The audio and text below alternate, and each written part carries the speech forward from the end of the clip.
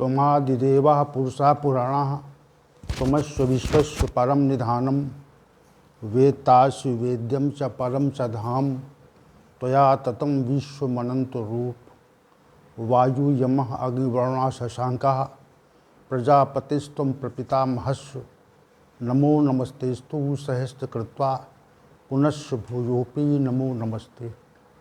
वसुदेवसुतं देवं कंसचाणूरमर्दनं देवकी परमानंदम श्रीकृष्णं वंदे जगद्गुरुं कृष्णं वंदे जगद्गुरुं।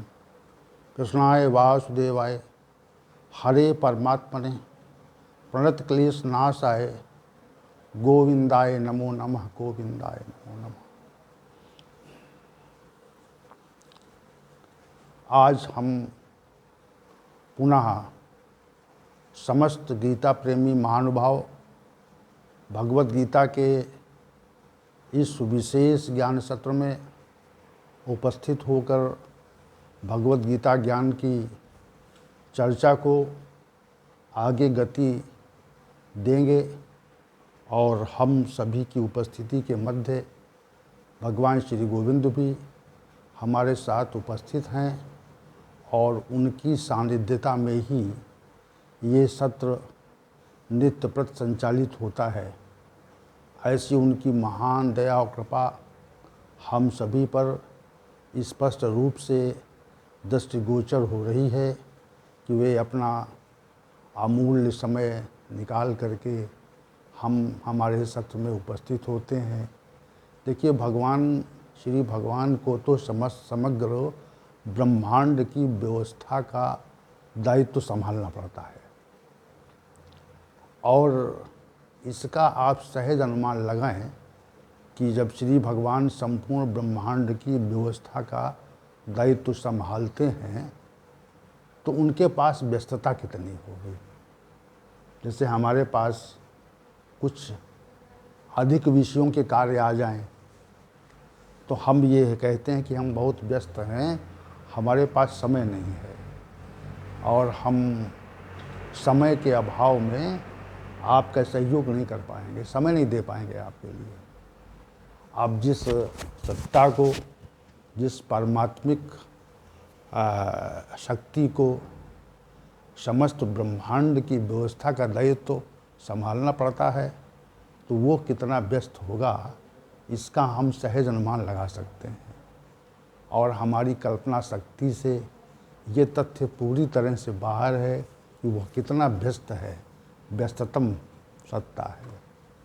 एक मनुष्य संसार में किसी ऊंचे पद पर आसीन हो जाता है तो ये कहता है कि हमारे पास बहुत व्यस्तता है, हमारे पास समय नहीं है, हम आपको समय न दे सकेंगे और उससे मिलने के लिए आपको नियुक्ति लेनी पड़ती है, अपॉइंटमेंट लेना पड़ता है। अब भगवान श्री गोविंद तो कितने व्यस्त हैं, सुप्रीम सर्वोच्च सत्ता है इस ब्रह्मांड की, तो उनके पास व्यस्तता कितनी है, परंतु वे व्यस्तता को अनदेखा करके हमारे इस सत्र में नित्य उपस्थित होते हैं और जब तक उपस्थित रहते हैं जब तक हमारा सत्र चलता है, ऐसा हमारा मानना है और ऐसा भगवान श्री गोविंद की कृपा से हमें ऐसा आभास होता है। तो आइए चलते हैं हम अपने सत्र की ओर। हम सभी इस अध्याय संख्या 15 के श्लोक संख्या 5 पर विचार कर रहे थे। उसकी व्याख्या के संबंध में हम लोगों का विचार चल रहा था। श्री भगवान ने कहा, निर्माण मोहा जित संग दोषा आध्यात्म नित्या विनिवृत्त कामा द्वंद्वैर विमुक्ता सुख दुख संगैर गच्छन्ते मूढ़ा पदम व्यम तत्। हे अर्जुन, जिसने अपना सम्मान का भाव समाप्त कर लिया है और जिसका मोह भी नष्ट हो गया है और जिसने संग रूपी दोष को जीत लिया है और जिसकी अध्यात्म में नित्य स्थिति है और जो महापुरुष अपनी समस्त कामनाओं को स्वयं में समाप्त कर चुका है। और जो महापुरुष सुख दुख नामक द्वंद्वों से पूरी तरह से विमुक्त हो गए हैं, वे बुद्धिमान पुरुष तत् अव्ययम पदम, उस अविनाशी परम पद को प्राप्त कर लेते हैं। ये श्री भगवान ने कहा, लक्षण है यहाँ पे।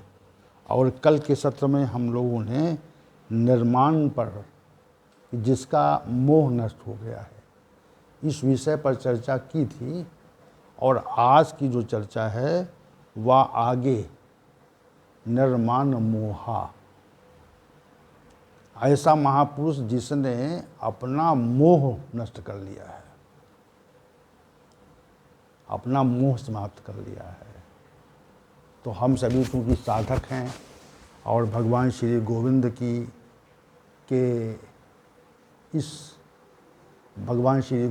के इस ब्रह्मवाणी पर नित्य चर्चा कर रहे हैं, तो हम विचार करें कि मोह क्या है और मोह से कैसे विमुक्त हुआ जा सकता है। मोह क्या है, पहले समझे मोह क्या है, और मोह से हम कैसे विमुक्त हो सकते हैं ताकि हम उस परम पद के प्राप्ति के पात्र हो सकें। तो सम्मान पर तो कल चर्चा हुई थी और आज की चर्चा को हम आगे बढ़ा रहे हैं कि मोह क्या है। देखिए, प्रत्येक मनुष्य संसार में जन्म लेता है और जन्म के साथ ही उसकी वृद्धि भी आरंभ हो जाती है। जन्म के साथ उसकी वृद्धि आरंभ हो जाती है और वह सने सने छोटा सा शिशु 1 वर्ष में या 1.5 या 2 वर्ष में अपने जो पारिवारिक जन हैं, जिनके सानिध्य में वो रह रहा है, उनको पहचान जाता है। जैसे किसी पारिवारिक जन की गोद में हो और कोई दूसरा अजनबी व्यक्ति उसे अपनी गोद में लेने का प्रयास करे तो बालक उसको देखता है। चूँकि परिवारिक जनों की जो मुख की आकृति है वह छोटे से शिशु में उसकी स्मृति में बैठ जाती है और परिवारिक जनों के अतिरिक्त लोगों की जो मुखाकृति है वह भिन्न होती है, जिनसे प्रतिदिन संयोग रहा है। तो उनकी जो मुखाकृति है और जो परिवार से जो बाहर लोग हैं उनकी मुखाकृति में अंतर होता है, अंतर रहता है ना। तो अंतर जब रहता है तो हम उसको जब लेने का प्रयास करते हैं तो वो पहचानता है। बालक ये देखता है कि जो व्यक्ति हमको लेने का प्रयास कर रहा है वह हमारे स्मृति में है कि नहीं। भगवान उसे ये स्मृति देते हैं कि वो पहचान सके कि हमारी स्मृति में ये मुखाकृति है कि नहीं, और नहीं होती है तो उससे वो दुराव करता है। और जिन परिवारिक जनों की मुखाकृति उसकी स्मृति में बैठ जाती है उनसे वह स्नेह करने लगता है।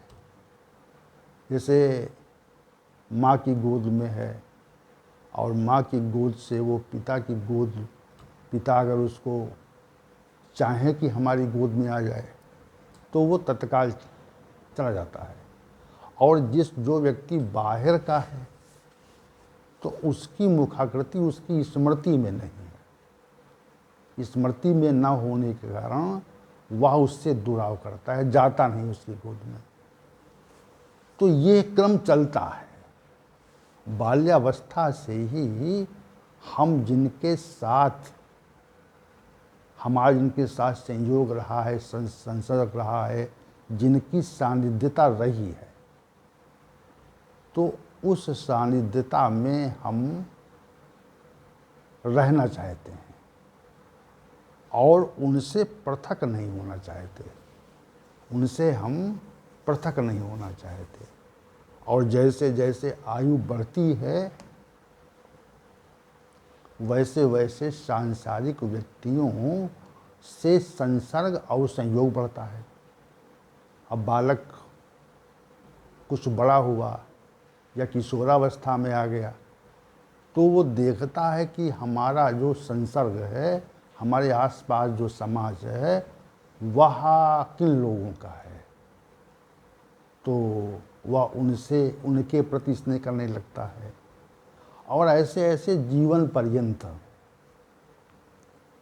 व्यक्तियों का स्नेह मनुष्य के अंदर रहता है।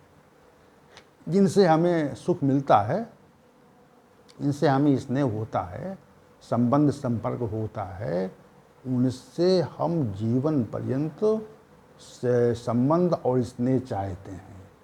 कभी कभी दुराव भी होता है। दो ही तथ्य हैं, या तो स्नेह होगा और या दुराव होगा, किसी कारणवश हो सकता है। तो जिन व्यक्तियों से हमें स्नेह है उनको हम छोड़ना नहीं चाहते, विशेष बात है। जिन महानुभावों से हमें स्नेह हो जाता है उन महानुभावों को हम छोड़ने की इच्छा नहीं करते, इतनी सी बात है।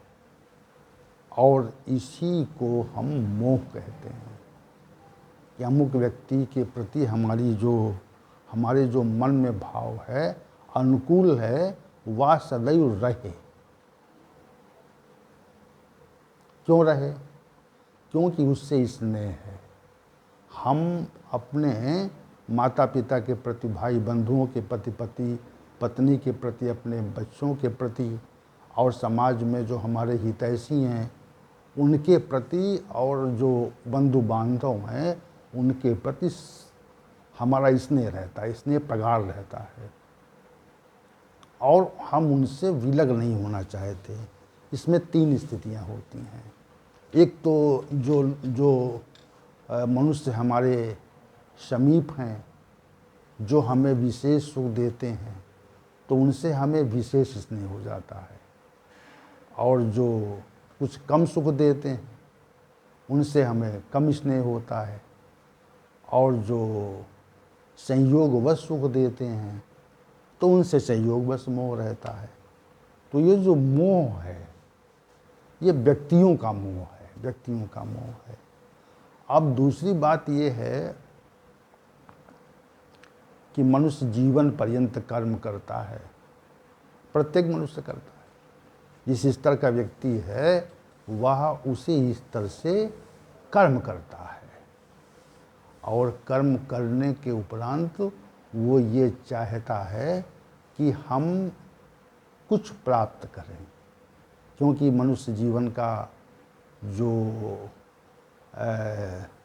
भरण पोषण है, पालन है, वह भी कर्म के आधार पर ही आधारित है।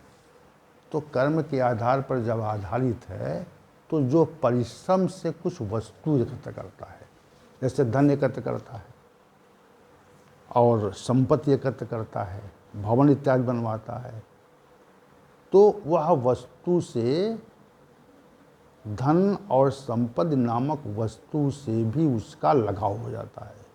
इसलिए रहता है कि हमसे भी लग न हो, धन रहे, वह जाए नहीं, आए, आने का भाव रहता है कि आए, जाए नहीं। और संपत्ति जो है वो बढ़े, कम न हो, ये भाव रहता है। क्यों रहता है?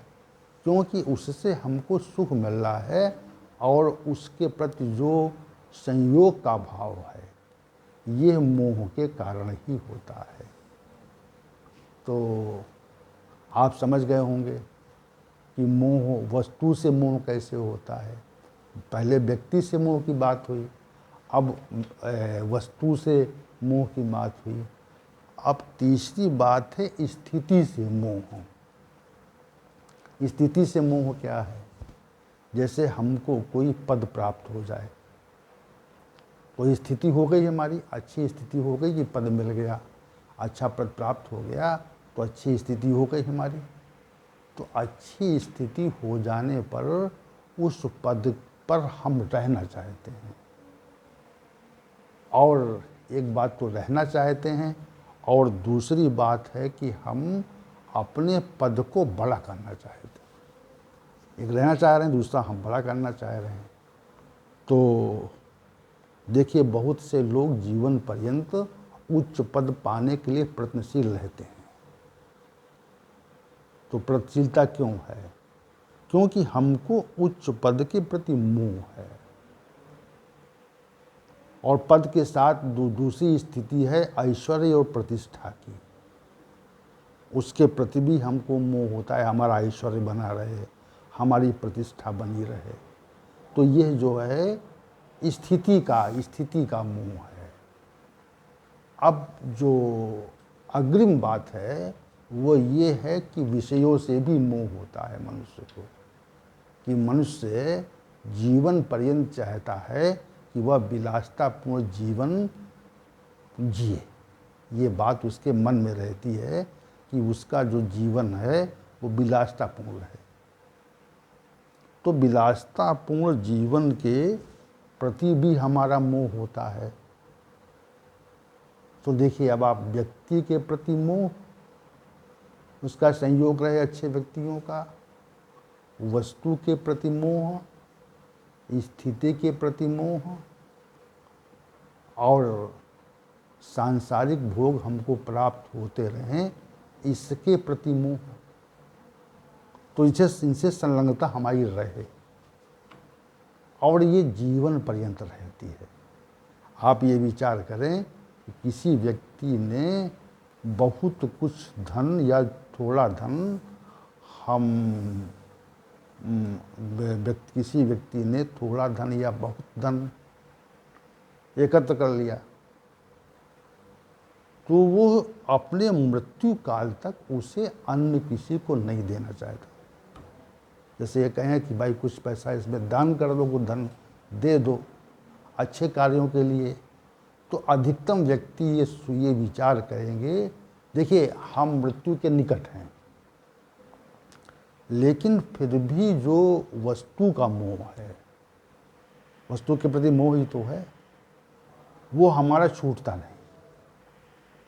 हम जानते हैं कि हमारा जीवन अब अंतिम स्थिति में है, वृद्धावस्था में है, और अंतिम स्थिति में होने के कारण हमारा जो यहाँ इस जगत का संयोग है वो कुछ समय के लिए है। लेकिन फिर भी हम कभी ये नहीं चाहते कि हम अपने अपार धन को किसी थोड़े से भाग को किसी को दे दें। तो ऐसा क्यों होता है? ऐसा इसलिए होता है क्योंकि हमारा वस्तु के प्रति मोह है। दूसरी बात,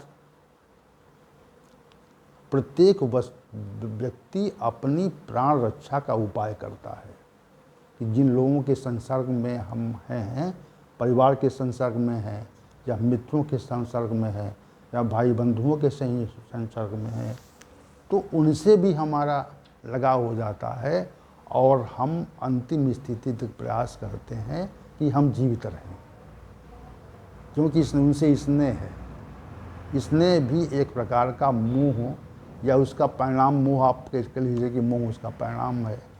हम उससे विमुक्त नहीं होना चाहते, तो ये मोह है। तो ये प्रत्येक मनुष्य के अंदर जीवन पर्यंत रहता है। जीवन की किस स्थिति में यह मोह समाप्त होता है, व्यक्ति का, वस्तु का, स्थिति का और विषय भोगों का के प्रति जो लालसा है वह समाप्त हुई या नहीं हुई। तो आप समाज में देखें, संसार में देखें, तो अधिकतम व्यक्तियों की जो स्थिति है वह जीवन पर्यंत इस प्रकार के मोह से हम सब ग्रसित रहते हैं। जैसे अर्जुन को अपने युद्ध में अपने बंधु बांधवों को देखकर विषाद हो गया। तो विषाद क्यों हुआ? विषाद मोह के कारण हुआ।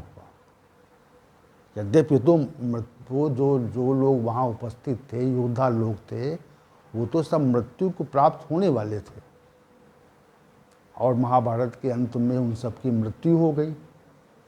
लेकिन बंधु बांधवों को देख करके उसके मन में ये भाव उठा कि इन लोगों को मारना उचित नहीं है। तो ये भाव उठा क्यों? ये भाव मोह के कारण उठा। श्री भगवान कहते हैं निर्माण मोहा। तो हम सभी तो साधक हैं और जीवन के वास्तविक तथ्य को जानने के आकांक्षी और जिज्ञासु हैं। अब हम विचार करें कि हमारा जो मोह है वह व्यक्तियों के प्रति, वस्तुओं के प्रति और स्थितियों के प्रति और सांसारिक विषयों के प्रति कितना है, क्या है या नहीं है, या कितना है, कितनी मात्रा में है, अधिक मात्रा में है या कम मात्रा में है। इस तथ्य पर विचार करें आप। देखिए, प्रत्येक व्यक्ति के अंदर जो मोह की मात्रा होती है, वह मोह की मात्रा का सही सम्यक ज्ञान प्रत्येक व्यक्ति के पास रहता है। हम नहीं जानते कि इस मनुष्य के अंदर कितनी मोह की मात्रा है, लेकिन जब मनुष्य अपना आत्मनिरीक्षण करता है तो ये पाता है कि मोह की मात्रा तो बहुत अधिक है। श्री भगवान कहते हैं निर्माण मोहा। जिस मनुष्य का मोह समाप्त हो गया है, जिस मनुष्य का मान सम्मान प्राप्त करने का भाव समाप्त हो गया है, और जिस मनुष्य का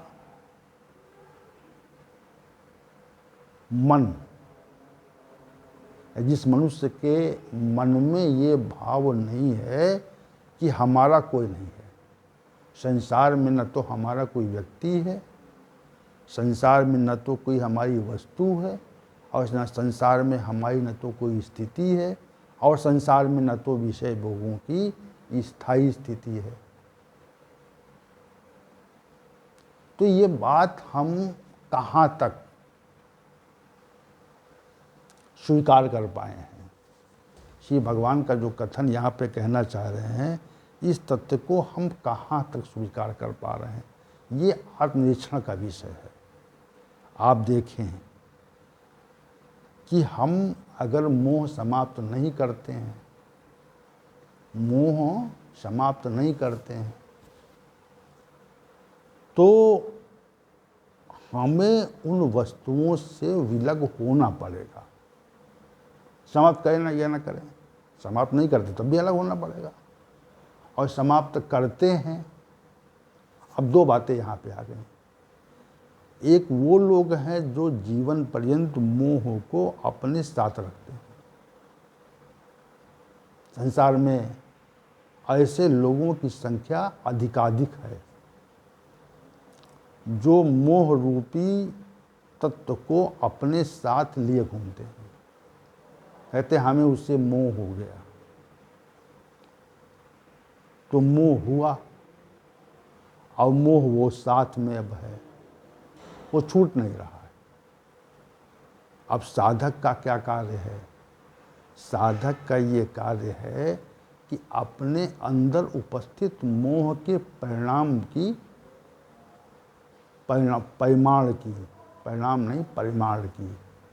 नहीं, उसकी मात्रा को देखे, ध्यान से देखे। जैसे हम कोई वस्तु किसी दुकान से खरीदते हैं तो हमारी दृष्टि तराजू पर होती है कि दुकानदार हमको सही मात्रा में वस्तु दे। हम निगाह रखते हैं उसके ऊपर। हम उस तौलने वाले यंत्र पर निगाह रखते हैं कि जो वस्तु हम ले रहे हैं उसकी मात्रा या परिमाण सही है या नहीं है, और पैनी दृष्टि से देखते हैं। तो यहाँ पर पैनी दृष्टि से देखने की बात है कि हमारे अंदर मोह की मात्रा कितनी है, कितनी मोह की मात्रा है। और मोह की मात्रा अगर समाप्त नहीं हुई है तो हम उस स्थिति के पात्र नहीं हैं जो श्री भगवान ने कहा कि पदम वयम तत्, अब उस अविनाशी पदम परम पद को प्राप्त होते हैं। तो प्राप्त करना चाहते या नहीं करना चाहते हैं, अब दो बातें आ गई यहाँ पे। हमारी आकांक्षा में क्या बात है, हम उस परम पद को प्राप्त करना चाहते हैं या नहीं करना चाहते हैं। तो नहीं करना चाहते उनके लिए ये श्लोक नहीं है। नरमान मोहा, मोह हमारा है, वो विनिष्ट नहीं हुआ है, तो हमारा कर्तव्य है कि हम उसको विनिष्ट करने का प्रयास करें। क्या करें? विनिष्ट करने का प्रयास करें। अगर विनिष्ट नहीं हुआ है, मात्रा को देखें। जैसे किसी वस्त्र पर, सफ़ेद वस्त्र पर कोई दाग लग जाता है तो हम बार बार उसको साबुन से धोते हैं, और बार बार धोने पर ये देखते हैं कि दाग अभी है कि नहीं, पूरी तरह से साफ हुआ कि नहीं हुआ। तो साफ नहीं होते तो फिर साबुन लगाते हैं। अब मोह की जो मात्रा है संसारिक वस्तुओं के प्रति, व्यक्तियों के प्रति, स्थितियों के प्रति और विषय भोगों के प्रति, हमारी जो मोह की मात्रा है वह कितनी, उसका कितना परिमाण है, और उस परिमाण में, उस परिमाण में हमें उसके परिमाण को घटाना है, मात्रा को घटाना है। इसी का नाम साधना है। साधक क्या करता है? साधक संसार की वस्तुओं, व्यक्तियों, स्थितियों और विषयों से मोह की मात्रा को कम करता है। इसी का नाम साधना है। साधना क्या है? साधना यही है कि हम मोह की मात्रा को कम करें और निर्माण मोह, मतलब मोह से हम विगत हो जाएं, मोह न रहे संसार के प्रति। तो जिन महापुरुषों का मोह संसार के प्रति नहीं हो रहा है, लक्षण बता रहे हैं श्री भगवान। और ये मोह जो है वह हमारे लिए हानिप्रद है, हानिप्रद है। ये भाव जब प्रबल होगा कि संसार का मोह छूटता नहीं, तो हमारा आवागमन का चक्र भी नहीं छूटता, आवागमन का चक्र रहता है। तो श्री भगवान कहते हैं कि मोह से अपने को निवृत्त करें, और जिन लोगों ने अपने को मोह से निवृत्त कर लिया है वे उस अविनाशी परम पद की प्राप्ति के पात्र हो गए। ये दूसरी बात है, दूसरा तत्व कहा है। एक तो सम्मान के विषय में कहा था कि सम्मान प्राप्त करने की आकांक्षा का अभाव हो जाए तो समझना चाहिए कि वो व्यक्ति उस परम पद की प्राप्ति का पात्र हो गया है। अब दूसरी बात ये कह दी यहाँ पर कि जिसका मोह नष्ट हो जाए वह भी परम पद की प्राप्ति का पात्र हो जाता है, परम पद की प्राप्ति का पात्र हो जाता है। ये बात श्री भगवान ने कही। तो अब यहाँ पर जो श्लोक संख्या 5 है, इसमें जो निर्माण मोहा है,